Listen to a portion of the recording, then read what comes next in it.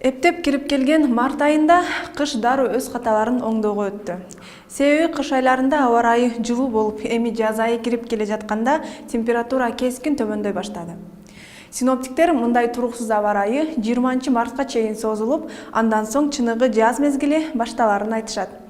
Март айынын 20-сына али көп, ошондуктан эртең кандай аба ырайы болот?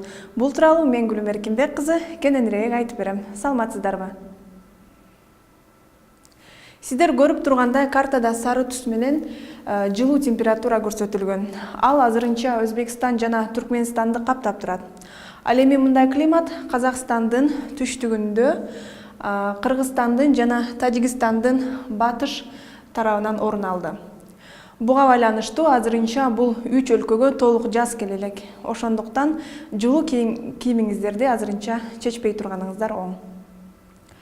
Кытайдын бизге жакын турган Ак Суу жана Үрүмчү шаарларында күн ачык, абанын температурасы Ак Сууда плюсту көрсөтүп турат. Ал эми Үрүмчү шаарында төмөн бойдон сакталууда.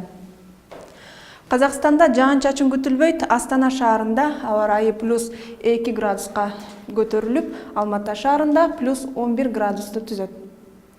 Өзбекстанда жана Түркменистанда аба ырайы башка өлкөлөргө салыштырмалуу жылуу болот. Бул жерлерде абанын температурасы плюс 30 градуска чейин көтөрүлүшү мүмкүн. Өзбекстандын Фергана өрөөнүндө жана Ташкент шаарында жаан жаашы ыктымал. Тажикстанга эртең жаан-чачын каттуу жаайт, абанын температурасы бир аз төмөндөйт. Бирок башка өлкөлөргө салыштырмалуу жогору бойдон сакталат. Кыргызстанда аба ырайы өзгөрүп турат. Бишкекте күндүзү асман ачык болуп, кечке жуук жаан жаа баштайт. Ош шаарында болсо эртеден кечке себелеп жаайт. Өлкөнүн тоолуу аймактарында муз тоңот, абанын температурасы жогорулайт.